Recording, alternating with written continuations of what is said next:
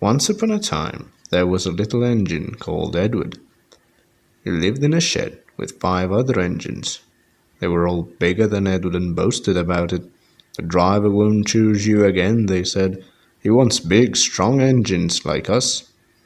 Edward had not been out for a long time. He began to feel sad.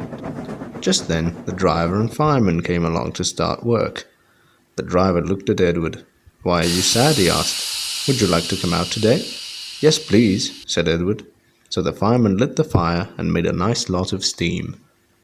Then the driver pulled the lever and Edward puffed away. "Beep, beep," he whistled. "Look at me now."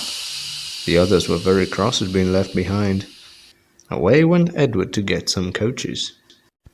"Be careful, Edward," said the coaches. "Don't bump and bang us like the other engines do."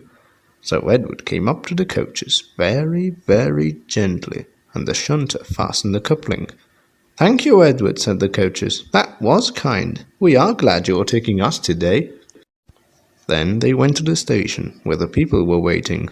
"Beep, beep," whistled Edward. "Get in quickly, please." So the people got in quickly, and Edward waited happily for the guard to blow his whistle and wave his green flag. He waited and waited. There was no whistle, no green flag. "Beep, beep, beep, beep. Where is that guard?" Edward was getting anxious. The driver and fireman asked the station master. "Have you seen the guard?" "No," he said. They asked the porter. "Have you seen the guard?" "Yes." "Last night," said the porter.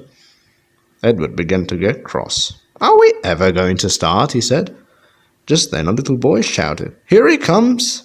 And there the guard was, running down a hill with his flags in one hand and a sandwich in the other. He ran onto the platform, blew his whistle, and jumped into his van. Edward puffed off.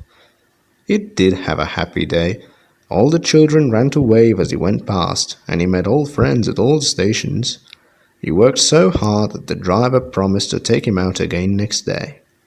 "I'm going out again tomorrow," he told the other engines that night in the shed.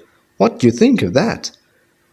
But he didn't hear what they thought, for he was so tired and happy that he fell asleep at once.